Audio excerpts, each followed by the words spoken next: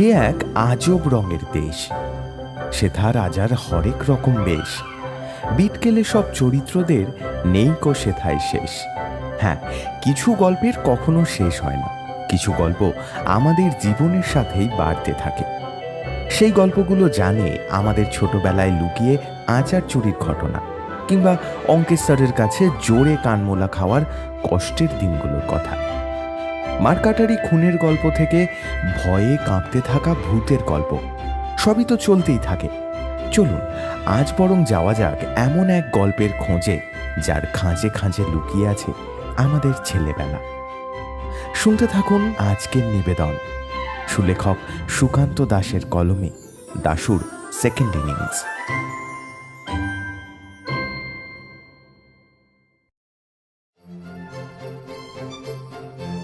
ভীষণ জ্বরের জন্য কলিকাতায় আসতে বেশ কিছুদিন দেরি হয়ে গিয়েছিল। আমি যখন কলিকাতায় আসলাম তখন কলিকাতার কলেজে প্রথম বর্ষের পাঠ শুরু হয়ে গেছে। প্রেসিডেন্সি কলেজের নামটা এমনিতেই কলিকাতা থেকে বহুদূর পর্যন্ত বিস্তৃত হয়ে পড়েছিল। এমন অবস্থায় সেই কলেজে প্রবেশ করা খুব একটা সহজ কাজ ছিল না। তবে কলেজে প্রবেশিকা পরীক্ষায় আমি ভালোভাবে উত্তীর্ণ হতে পেরেছিলাম বলে আমার প্রবেশ করতে খুব বেশি সমস্যা হয়নি। তাছাড়া কলিকাতায় আমার এক আত্মীয় ছিলেন, তার নাম অমলকান্তি সান্যাল। তার জন্যই আমি প্রেসিডেন্সি কলেজে ভালোভাবে প্রবেশ করতে পারলাম এবং তার বাড়িতেই আমার থাকার বন্দোবস্ত করা হয়েছিল। আমি যেদিন কলেজে প্রথম গেলাম ততদিনে কলেজের পঠন পাঠন শুরু হয়ে গেছে 2 সপ্তাহখানেক। এমনিতেই নতুন জায়গা, তার উপর নতুন কলেজ, এই সমস্ত নিয়ে আমার মনের ভেতর সামান্য একটা ভীতি কাজ করছিল। তবে আমি দেখেছি নানা পরিস্থিতিতে পড়লে আমার বুদ্ধি চমৎকার খুলে যায়। বুঝতে পারছিলাম এই কলেজে 2-1টা ভালো বন্ধু বান্ধব জোগাড় করতে পারলেই আমি আগের 2 সপ্তাহের পঠন পাঠন বুঝে নিতে পারবো। তাই প্রথম দিন কলেজে যাবার সময় মনের মধ্যে একটা সংশয় থাকলেও তাকে প্রবল হতে দিলাম না। আমাদের সকল ছাত্রছাত্রীদের জন্য একটা আইডেন্টিটি কার্ড দেওয়া হয়েছিল। সেই কার্ড নিয়ে কলেজের গেটের সামনে দাঁড়ালাম। কোথায় যাবে? আমি প্রথম বর্ষের ছাত্র, ক্লাস করতে যাব। কার্ড কোথায়? আমি কার্ড দেখাতেই দারোয়ান আমার পথ ছেড়ে দিল। কলেজের ভেতরে প্রবেশ করতেই দেখতে পেলাম সামনে বিশাল বিশাল অট্টালিকা নিয়ে পাহাড়ের মতো কলেজটা দাঁড়িয়ে আছে, আর তার সামনের খোলা প্রাঙ্গণে এদিক ওদিক ইতস্তত ঘুরে বেড়ায় কিছু ভারতীয় এবং কিছু ব্রিটিশ ছেলে মেয়ের দল। আমি বুঝতে পারলাম তারা নিজেদের মধ্যে হয় কথোপকথন করছে, না হয়তো আড্ডা দিচ্ছে। আমি সেদিকে না তাকিয়ে সোজা চললাম কলেজের ভেতরের দিকে। তারপর দেওয়ালের নির্দেশ মতো গিয়ে দাঁড়ালাম প্রথম বর্ষের ক্লাসরুমের সামনে। ক্লাসরুমের ভেতরে সামনে পিছনে লম্বা লম্বা বসার মতো বেঞ্চ, সেই বেঞ্চে এদিক ওদিক ছড়িয়ে নিজেদের মতো ছাত্রছাত্রীরা বসে আছে। আমি তাদের মাঝে গিয়ে পেছনের দিকে একটা বেঞ্চে বসে এদিক ওদিক তাকিয়ে দেখতে লাগলাম। মনের মধ্যে একটা প্রবল ইচ্ছা ছিল, যদি কোনো একজন আমার পাশে এসে বসে তাহলে তার সাথে সামান্য গল্প করেই মনের ভীতি দূর করতে পারি। কিন্তু তা আর হলো না। তার আগেই কোথাও একটা ঘন্টা বেজে উঠল। দেখলাম ছাত্রছাত্রীর দল স্বতন্ত্র হয়ে নিজেদের পছন্দসই জায়গায় বসল। একটু পরেই আমাদের ক্লাসরুমে আসলেন একজন অধ্যাপক। স্কুল জীবনে থাকাকালীন যাদের মাস্টার বলে জেনেছি, কলেজে তাহারাই অধ্যাপক হয়ে যায়। আমাদের সময় এই অধ্যাপকদের চালচলন আর ব্যবহারে একটা হামবড়াই ভাব হামেশাই থাকত। তারা কেমন যেন নিজেদের ভাবনা নিয়েই বিরাজ করতে ভালোবাসে। এই অধ্যাপকের ক্ষেত্রেও দেখলাম সেই সমস্ত কথাই সত্য। তার চোখের ওপর ভারী পাওয়ারের চশমা, মাথার চুল পেছনের দিকে উল্টাইয়া আঁচড়ানো। তাছাড়া তার পরনের শার্ট প্যান্ট সুন্দরভাবে ইস্ত্রি করা। তিনি ক্লাসে ঢুকে সবার উদ্দেশ্যে তার বক্তব্য শুরু করলেন। তোমরা তোমাদের নোট বই বার করো, আজ তোমাদের একটা নতুন বিষয়ে পড়ানো হবে। ছাত্রছাত্রীরা সবাই নিজেদের মতো নোট বই বার করে নিল। আমি আমার কাপড়ের ব্যাগ খুলে নোট বই বার করে কলম নিয়ে প্রস্তুত হয়ে রইলাম। সে যেন এক যুদ্ধের প্রস্তুতি। প্রথম ক্লাস ছিল বাংলার। আসলে আমি যে সমস্ত বিষয় নিয়ে কলেজে ভর্তি হয়েছিলাম তার মধ্যে বাংলা ছিল প্রধান। বাংলার একটা কবিতা অধ্যাপক বুঝিয়ে দিচ্ছিলেন এবং মাঝে মাঝে কিছু নোটস সামনে থাকা কালো ব্ল্যাকবোর্ডটার উপর লিখে দিতে লাগলেন। আমিও সেই সমস্ত নোট বইয়ে লিখে রাখছি, এমন সময় হঠাৎ করে একটা অদ্ভুত শব্দ শুনতে পেলাম। প্রথমে ভাবলাম আমি তো ভুলও শুনতে পারি। এই ভেবে চুপ করে বসে আছি। আমি ব্যাপারটায় তেমন গুরুত্ব না দিয়ে আবার মন দিয়ে নোট বইতে ব্ল্যাকবোর্ডের লেখাগুলো তুলে নিচ্ছি, এমন সময় আবার সেই শব্দটা শুনতে পেলাম। আর শোনার পরেই বুঝতে পারলাম শুধু আমি নয়, ক্লাসের বাকিরাও সেই শব্দ শুনতে পেয়েছে। এমনকি অধ্যাপক মশাই নিজেও শুনেছেন। অধ্যাপক আমাদের দিকে বেশ কিছুক্ষণ দৃষ্টি নিবদ্ধ রেখে আবার ব্ল্যাকবোর্ডের দিকে ঘুরে নোট লিখতে লিখতে সামান্য সময় কাটিয়েছেন। এমন সময় আবার সেই শব্দটা, আর এবার আগের থেকেও একটু বেশি জোরে। ঠিক খিদের চোটে অত্যন্ত বেগে যদি কারোর পেটে গুড় গুড় করে তাহলে যে ধরনের শব্দ হওয়ার কথা, শব্দটা ঠিক তেমনই। এবার কিন্তু অধ্যাপক মহাশয়ের মুখে কেমন যেন একটা রাগের ভাব ফুটে উঠল। তিনি চকটা টেবিলের এক পাশে রেখে প্রচণ্ড বিরক্তির সাথে চিৎকার করে উঠলেন, এই কে এমন শব্দ করছে? এটা ক্লাসরুম, পাড়ার মোড়ের আড্ডা মারার জায়গা নয়। তোমাদের পড়া বুঝতে ভালো না লাগলে এখান থেকে বেরিয়ে যেতে পারো। অধ্যাপকের অতি মার্জিত স্বর আর অতি মার্জিত শব্দের ব্যবহার, তবে তার কথা বলার সঙ্গে সঙ্গেই শব্দটা কিন্তু আরও একবার হলো। এবার আমার মনে হলো আমার পেছনের দিকের বেঞ্চের পাশাপাশি ঘরের অন্য দিকে যে আরও একটা বেঞ্চের সারি রয়েছে তারই শেষের দিক থেকেই শব্দটা আসছে। সেদিকে তাকাতেই দেখতে পেলাম একটি যুবক অত্যন্ত দ্রুততার সাথে তার কাপড়ের ব্যাগের মধ্যে কি যেন একটা ঢোকানোর চেষ্টা করছে। যুবকের সাথে আমার একবার চোখাচোখি হলো। যুবকের দিকে তাকাতেই আমার কেমন অবাক লাগলো। আমার খালি মনে হতে লাগলো এই যুবক যেন আমার চেনা। তার ওই বড় বড় গোল মার্বেলের মতো চোখ আর মাথার উপর ঝাঁকড়া চুল, এমনকি তার বড় বড় দুটো খরগোশের মতো কান, এই সবই যেন আমার বহুদিনের পরিচিত। কিন্তু সেই মুহূর্তে কিছুতেই মনে পড়ল না তাকে আমার কেন চেনা লাগছে। যুবকের চোখের দৃষ্টি অত্যন্ত সতর্ক। আমি যে তার দিকে তাকিয়ে আছি সেটা সে মাত্র কয়েক মুহূর্তের মধ্যে বুঝে ফেলল। তারপর তার দিকে তাকাতেই মনে হলো সে যেন আমার দিকে তাকিয়ে আমায় চিনতে পেরেছে।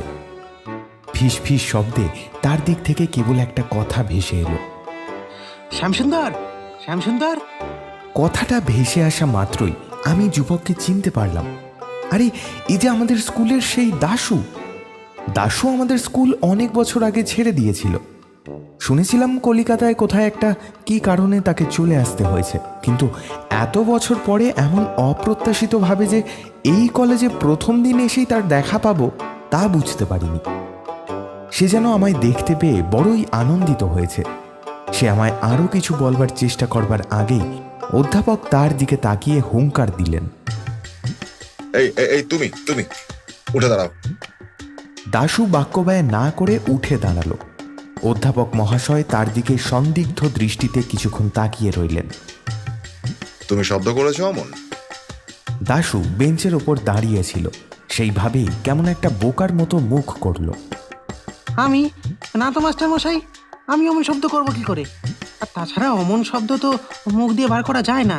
এইসব কোথা থেকে বের হয় তা তো আপনি জানেনই মাস্টার মশাই। দাশুর কথায় ক্লাসশুদ্ধ সকলে হেসে উঠল, কিন্তু অধ্যাপক মহাশয় তার ওই রক্তবর্ণের চোখের চাউনি সবার উপর ফেলতেই সবাই হাসি থামিয়ে দিল। আমি স্পষ্ট শুনতে পেলাম তোমার দিক থেকে শব্দটা ভেসে আসলো। না মাস্টার মশাই, আমি শব্দ করব কেন? কথাটা বলেই দাশু আমার দিকে মুখ ফিরিয়ে অদ্ভুতভাবে একবার চোখ টিপল। আমি বুঝতে পারলাম দাশুই ওই শব্দ করেছে, কিন্তু তা অধ্যাপক মশাইকে বুঝতে দিতে চায় না। অধ্যাপক মশাই কিন্তু বেশি কিছু বললেন না।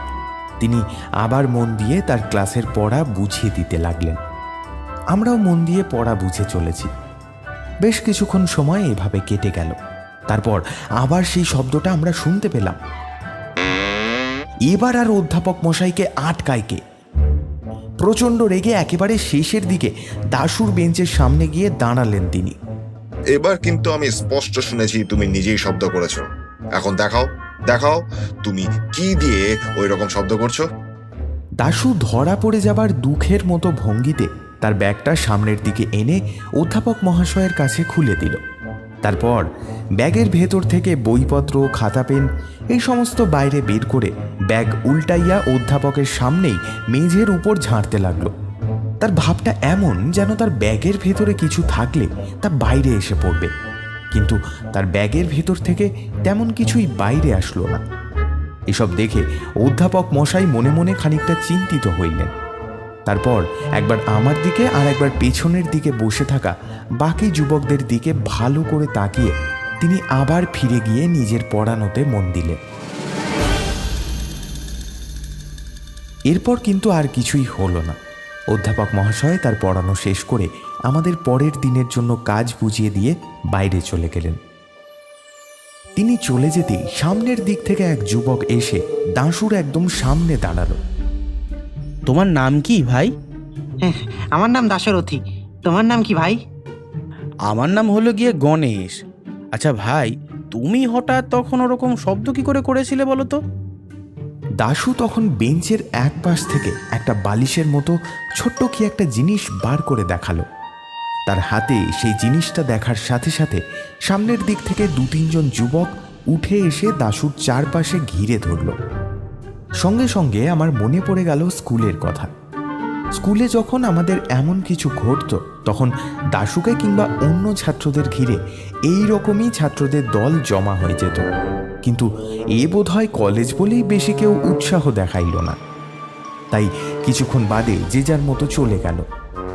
2-1 দাশুকে ঘিরে আছে দেখেই ফাঁক পেয়ে আমিও তাহার কাছে গিয়ে দাঁড়ালাম। তার হাতের সেই অদ্ভুত বালিশের মতো দেখতে জিনিসটা ছোট্ট লাল রঙের। তার একপাশে একটা ছোট্ট ফুটো আছে। সেই ফুটো আবার বন্ধ করার মতো একটা নব রয়েছে।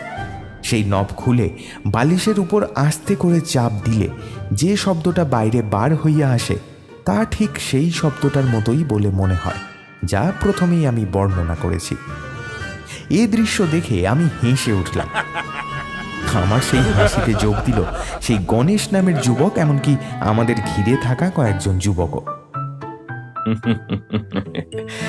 মাস্টার মশাইকে তো ভালোই জব্দ করেছো, কিন্তু মাস্টার মশাই যখন তোমার কাছে ব্যাগ দেখিতে চাইলো তখন তুমি ওটা কোথায় লুকিয়ে রাখিলে?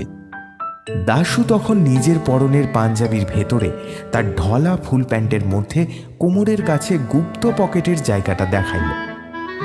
এবার আমি বুঝিতে পারিলাম মাস্টার মশাই যখন দাশুর সামনে এসেছিলেন তখন সে কোনো এক মুহূর্তে ওই জিনিসটা তার কাপড়ের মধ্যে লুকিয়ে রেখেছিল।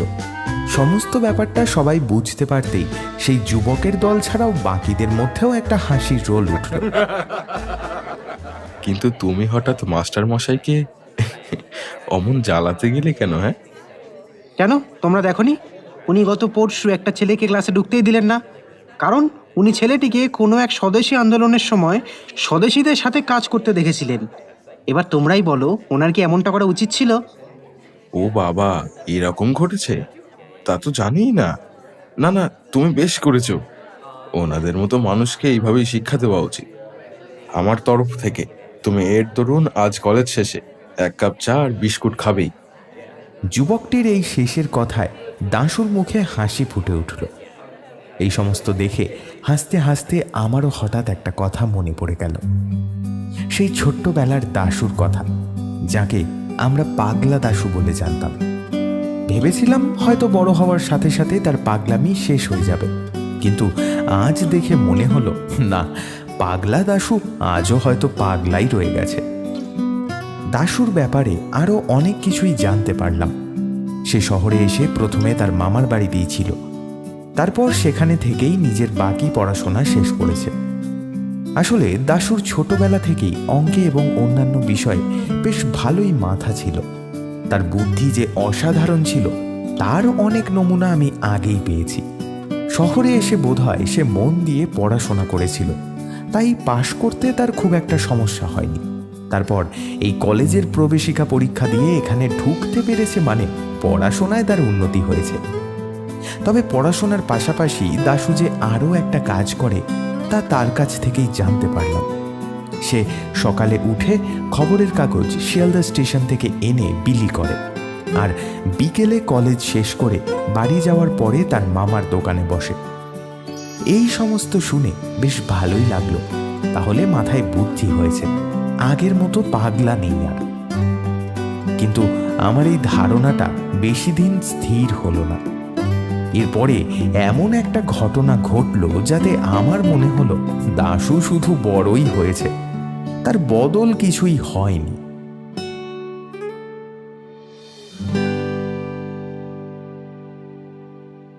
মাসখানেক কেটে গেল, এর মাঝেই দাশুর দু একজন ভক্তও জুটে গেল। তার সাথে আমি আছি বলেই আমাকেও তার সমস্ত ফন্দি ফিকিরের মধ্যে থাকতে হতো। দাশুর ভক্তদের মধ্যে ছিল গণেশ, ক্যাবলা, আরও দুজন। দেখতে দেখতে আমাদের কলেজের ফুটবল টুর্নামেন্টের সময় হয়ে এলো। আমরা জানতে পারলাম প্রতি বছর ব্রিটিশ ছেলেদের দল আর ভারতীয় ছেলেদের দলের মধ্যে একটা ফুটবল প্রতিযোগিতা হয়, আর সেই প্রতিযোগিতায় কিভাবে যেন দাশু সুযোগ পেয়ে গেল। আসলে সে কিভাবে সুযোগ পেয়েছিল সে ব্যাপারটা পরে জানতে পেরেছিলাম। আমাদের ভারতীয় ছেলেদের দলের যে প্রতিবার ক্যাপ্টেন হতো তাকে দাশু খোসামত করেছিল। সেই ব্যাপারটা আমাদের চোখে আগেই পড়েছিল। আমি দেখতাম তৃতীয় বর্ষের সেই ছেলেটির সাথে দাশু বেশ সবসময় লেগে থাকে। তাকে নানান কাজে সাহায্য করা, হরেক রকম জিনিস এনে তাকে খাওয়ানো, এই সমস্ত করেই বোধহয় তাকে কবজা করে ফেলেছিল। দেখতে দেখতে আমাদের সেই ফুটবল প্রতিযোগিতার দিন কাছে আসতে লাগলো। ক্লাসে দুজন অধ্যাপক ছাড়া বাকি প্রায় সব অধ্যাপকই দাশুর উপর চটে থাকতো প্রথম দিকে। সে এক এক ক্লাসে এক এক রকম কাজ করে বড্ড উৎপাত করত, কিন্তু তার পড়াশোনাও খারাপ হতো না। বরং আমাদের প্রথম সেমিস্টারে যখন পরীক্ষার খাতা বেরোলো তখন দেখা গেল দাশু প্রথম 10 জনের মধ্যে রয়েছে, অথচ আমার নাম্বার তার থেকে অনেক পরে। দেখতে দেখতে গোটা কলেজের ব্যাপারটা যেন আমার অভ্যাস হয়ে এলো। প্রতিদিন সকালে উঠে কলেজে আসা, তারপর বিকেল হতে হতে দাশু আর বাকি কয়েকজনের সাথে বেরিয়ে কলেজের আশেপাশে ঘুরে বেড়ানোর পরে বাড়ি ফিরে যাওয়া। তেমনি দাশুর সাথে একদিন গিয়ে পৌঁছালাম তার বাড়িতে। দাশু আগেই বলেছিল তার মামার একটা মুদির দোকান আছে, আর সেই দোকানে তাকে সন্ধেবেলা বসতে হয়। আমার মনে অনেক দিন ধরেই একটা প্রশ্ন ছিল, আজ এক ফাঁকে তাকে সেটা জিজ্ঞাসা করে ফেললাম। আচ্ছা দাশু, তুমি হঠাৎ কলকাতায় চলে এলে কেন? ভালো লাগছিল না ওখানে থাকতে, তাই চলে এলাম। এখন চলো, তোমায় একটা জিনিস দেখাবো, সেটা দেখলে তুমি দারুণ অবাক হবে। দাশু যখন বলেছে অদ্ভুত জিনিস দেখাবে, তখন সে জিনিস অদ্ভুত হবেই। আমি তার ঘরে গিয়ে ঢুকলাম। তার ঘরটা খুব একটা বড় নয়, ছোট একটা ঘরে সে থাকে। একপাশে বিছানা, পাশে একটা পড়ার টেবিল, আর তার ওপর বইপত্র। দাশু কাঁধের ব্যাগটা বিছানার ওপর রেখে আমায় টেনে নিয়ে গেল বাড়ির পিছনের দিকে। সেখানে পুরনো একটা উঁচু দেওয়াল। সে দেওয়াল এখানে ওখানে ভাঙতে শুরু করেছে। ইটের ফাঁকে এখানে ওখানে দেওয়ালটা যেন দাঁত বের করে আছে। সেদিকে এগিয়ে গিয়ে একটা গাছের তলায় দাঁড়িয়ে দাশু একবার এদিক ওদিক দেখল, তারপর সামনে এগিয়ে গিয়ে কেমন একটা ইতস্ততভাবে গাছের কোটরে হাত ঢোকালো। হাত ঢুকিয়ে কি যেন একটা বার করে আনলো, তারপর আমার মুখের সামনে সেই মুঠো বন্ধ হাত তুলে ধরল। বলো তো এখানে কি আছে? তার চোখে মুখে একটা রহস্য খেলা করছে, অদ্ভুতভাবে হাসছে সে। তার দুটো হাত একসাথে বন্ধ। না, বুঝতে পারছি না। এই দেখো, নর্থ পোলের পিঁপড়ে। আমি তার হাতের দিকে তাকিয়ে অবাক হয়ে গেলাম। সাদা রঙের পিঁপড়ে। ভালো করে তার হাতের দিকে তাকিয়ে দেখি পিঁপড়েটা নিশ্চিন্ত মনে হেঁটে চলে বেড়াচ্ছে তার হাতের ওপর। এটা কোত্থেকে জোগাড় করলে? সে এক বড় মজার ব্যাপার, বুঝলে। আমি একটা গুহার সন্ধান পেয়েছি। সেই গুহা থেকে যেখানে খুশি যাওয়া যায়। আমি একবার সেই গুহার মধ্যে দিয়ে পৌঁছে গেছিলাম নর্থ পোলে, তারপর সেখান থেকে ধরে এনেছি এই সাদা পিঁপড়ে। আমি তার হাতের দিকে অবাক হয়ে দেখলাম এখন সেখানে আর একটা পিঁপড়ে নয়, তার বদলে বেশ কয়েকটা পিঁপড়ে ঘুরে বেড়াচ্ছে। সেগুলোকে অতি যত্ন করে সেই গাছের কোটরের মধ্যে ঢুকিয়ে দিয়ে দাশু আমায় নিয়ে চলল তার ঘরে।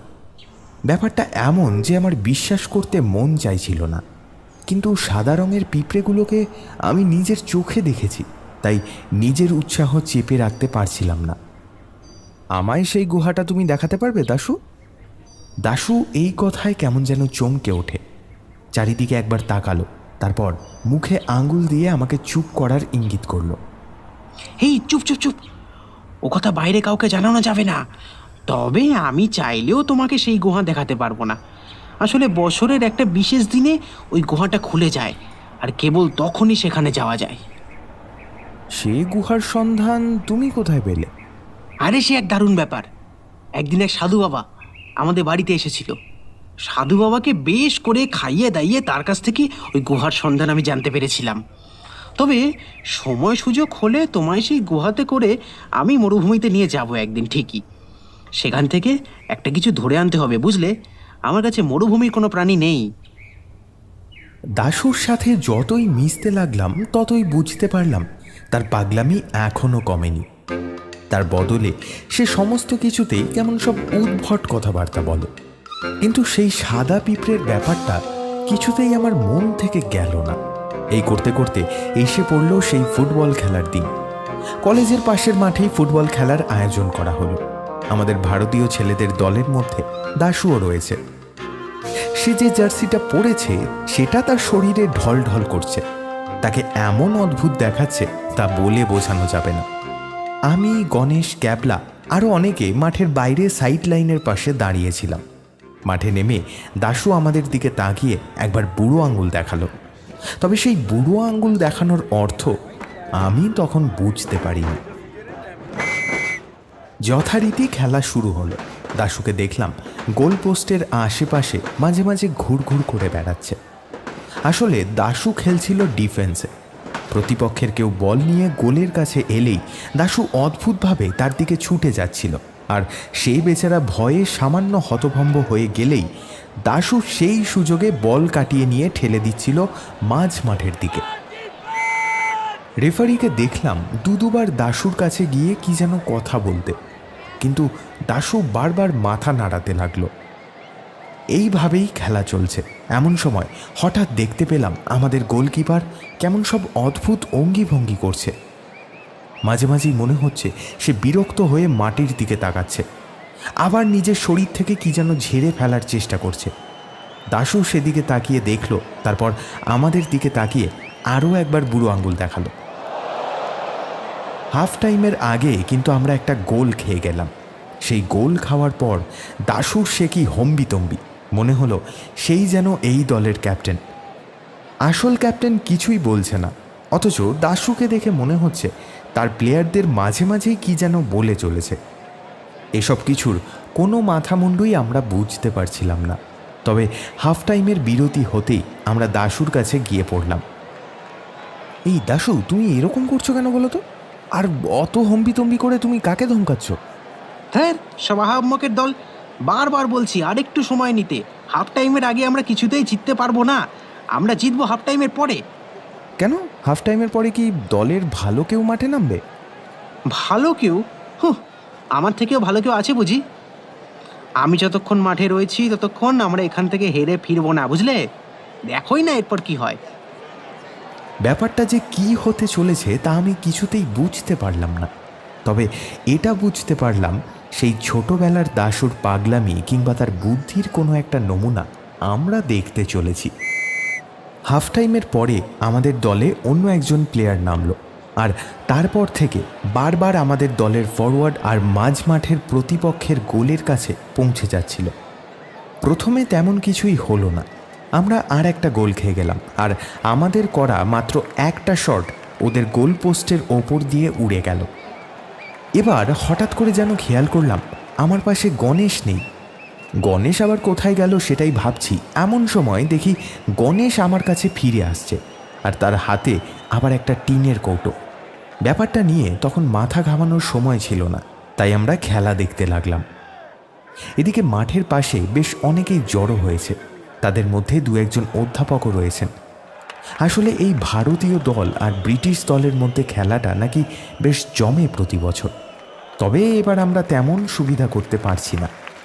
হঠাৎ দেখতে পেলাম ব্রিটিশ দলের খেলোয়াড়দের মধ্যে গোলকিপার কেমন অদ্ভুত আচরণ করছে। সে চারিদিকে তাকিয়ে কি যেন দেখার চেষ্টা করছে আর বারবার নিজের হাত পা ঝেড়ে কি যেন ফেলার চেষ্টা করছে।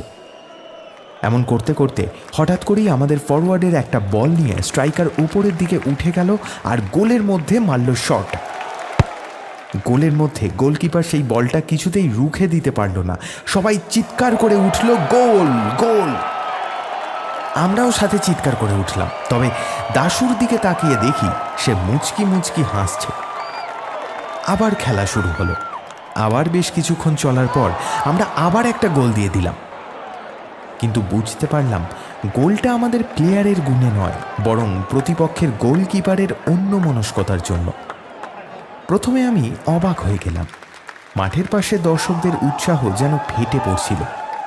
আমি পাশে বসে থাকা গণেশকে ব্যাপারটা জিজ্ঞাসা করলাম, এই ব্যাপারটা কি হচ্ছে বলো তো? দাশুর নর্থ পোলের পিঁপড়ের ম্যাজিক। কথাটা শুনেই আমার কাছে কেমন যেন সব পরিষ্কার হয়ে গেল।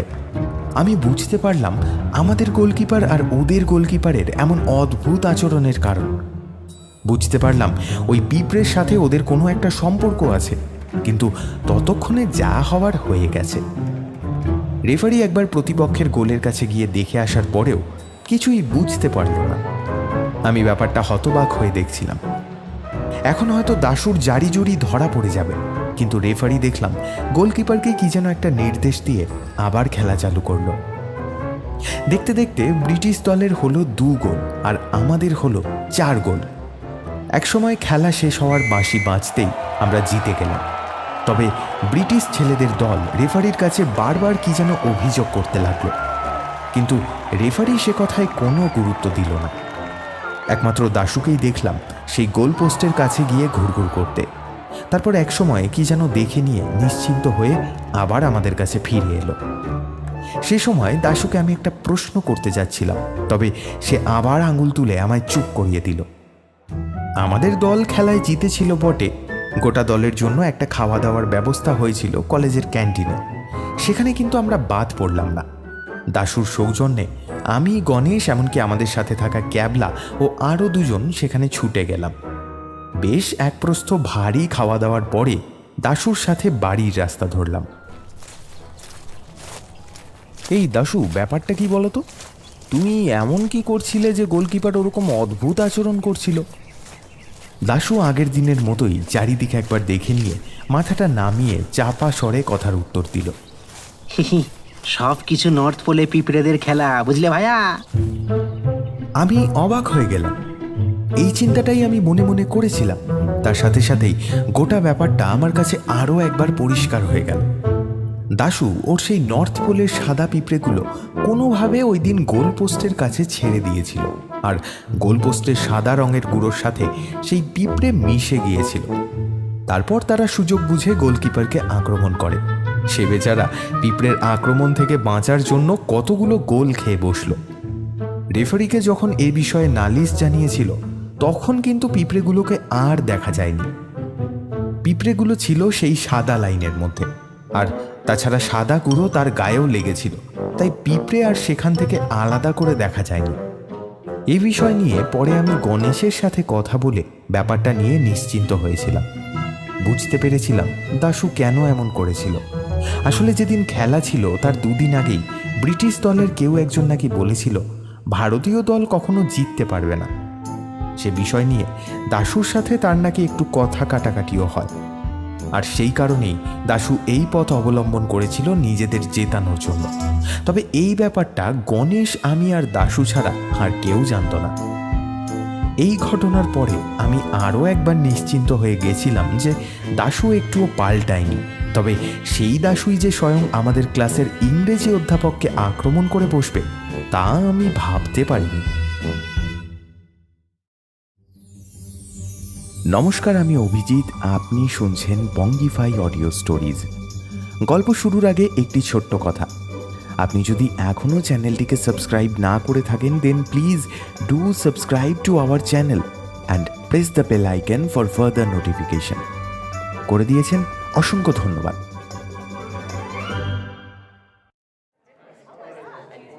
সেদিন ইংরেজি অধ্যাপক তার ক্লাসে দাশুকে একটা প্রশ্ন করে বসলেন। দাশু সে প্রশ্নের উত্তর জানতো বলেই আমি ভেবেছিলাম, কিন্তু উত্তর দিতে দাঁড়িয়ে কোনো একটা কারণে সে উত্তরটা ভুলে গিয়েছিল, আর তার বদলে এমন একটা কথা বলে বসলো যে ক্লাস শুদ্ধ সকলেই হেসে উঠল। দাশরথী, বলো তো আমব্রেলা কথাটার ইংরেজি বানান কি হবে? আসলে প্রেসিডেন্সি কলেজে ইংরেজি ক্লাসে এমন প্রশ্ন কখনো হয় না, তবে আমি দেখেছি এই ইংরেজি অধ্যাপক মাঝে মাঝেই কোনো শব্দের বানান আমাদের জিজ্ঞেস করত, আর সে ব্যাপারটা এ কারণেই করত যাতে অতি সাধারণ কিংবা বিশেষ কিছু শব্দের ইংরেজি বানান আমাদের মুখস্থ থাকে। AMBRELA।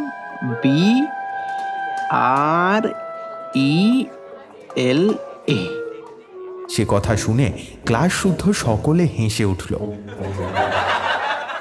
আমারও যে সামান্য হাসি পাচ্ছিল না তা নয়, তবে দাশুর মুখের দিকে তাকিয়ে কেমন যেন হাসতে পারছিলাম না। আর তাছাড়া আমি দাশুর পাশেই বসি, এখন যদি তার কথায় আমি হেসে ফেলি তাহলে না জানি পরে সে কি করে বসবে। তাই আমি আর হাসিনি। গণেশ ক্যাবলা ছাড়া আরও যে দুজন দাশুর সাথে সবসময় থাকতো তারাও হাসেনি।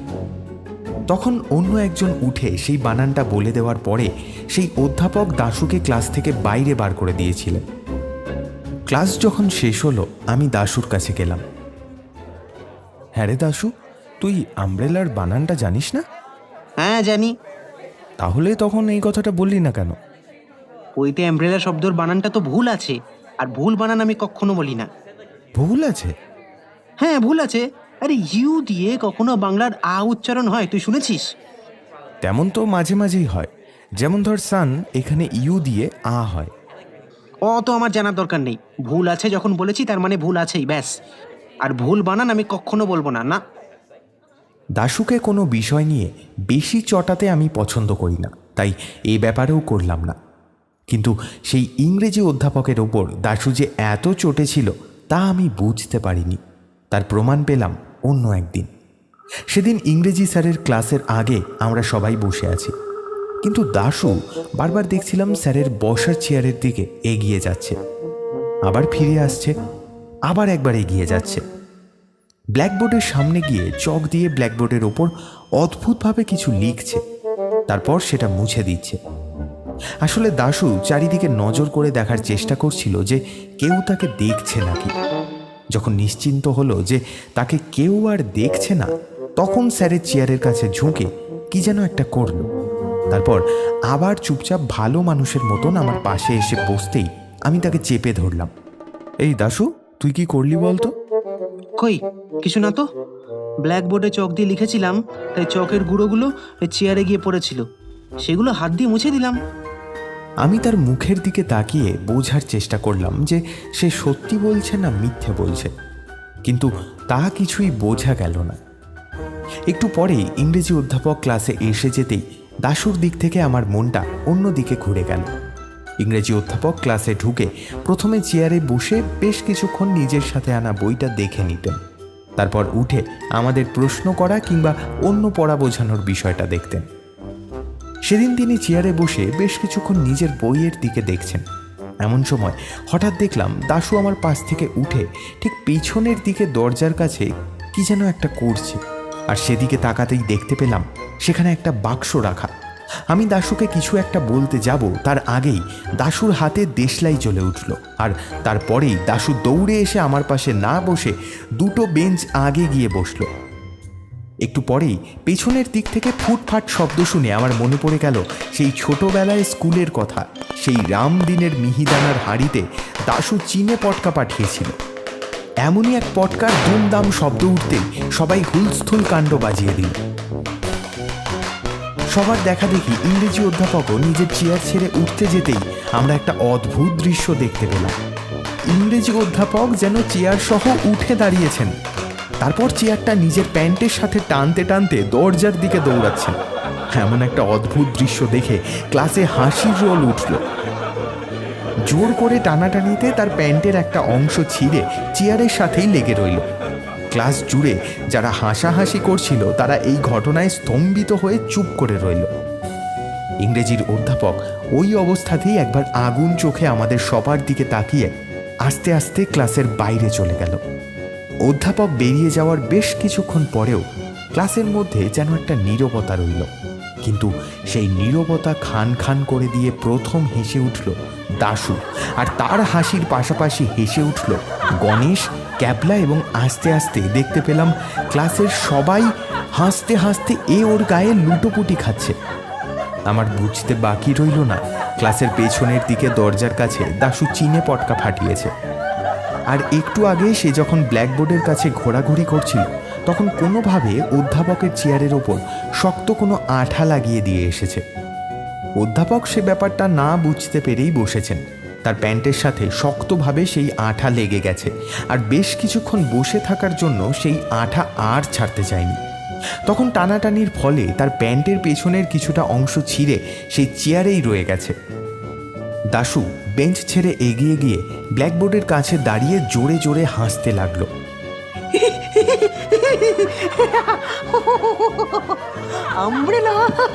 সেই অদ্ভুত কথা আর সেই কথা বলার আরো বেশি অদ্ভুত ভঙ্গিতে ক্লাসের সবাই যেন আরো বেশি হাসতে লাগলো।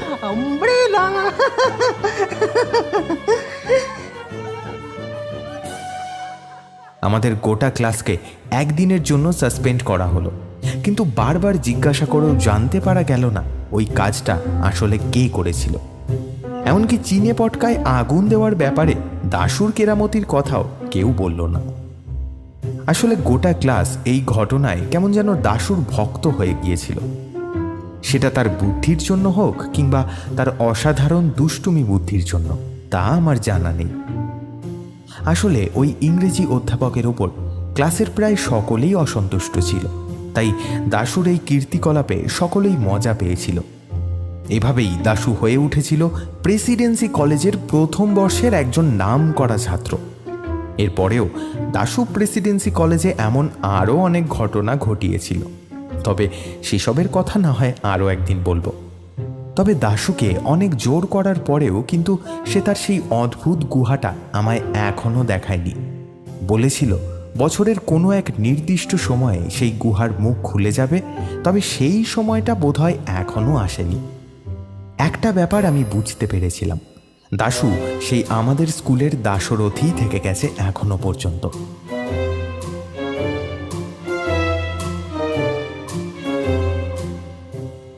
শুনছিলেন আজকের নিবেদন সুকান্ত দাসের কলমে দাশুর সেকেন্ড ইনিংস। আজকের গল্পের মূল ভাবনায় ওয়েন্দ্রিলা সামন্ত, গল্প পাঠে ও আবহ নির্মাণে আমি অভিজিৎ। দাশুর চরিত্রে নীল, অধ্যাপকের চরিত্রে রজত, গণেশের চরিত্রে রমাকান্ত, যুবকের চরিত্রে প্রীতম। আজকের গল্পের প্রচ্ছদ নির্মাণ করেছেন মোনালিসা। আপনারাও আপনাদের লেখা গল্প পাঠাতে পারেন আমাদের কাছে। আজকের গল্পটি কেমন লাগলো জানান কমেন্ট করে। গল্পটি ভালো লাগলে অবশ্যই শেয়ার করুন এবং চ্যানেলটিকে সাবস্ক্রাইব করুন। আজ এ পর্যন্তই। খুব তাড়াতাড়ি ফিরে আসবো আরও একটি নতুন গল্প নিয়ে। শুনতে থাকুন, গল্পে থাকুন।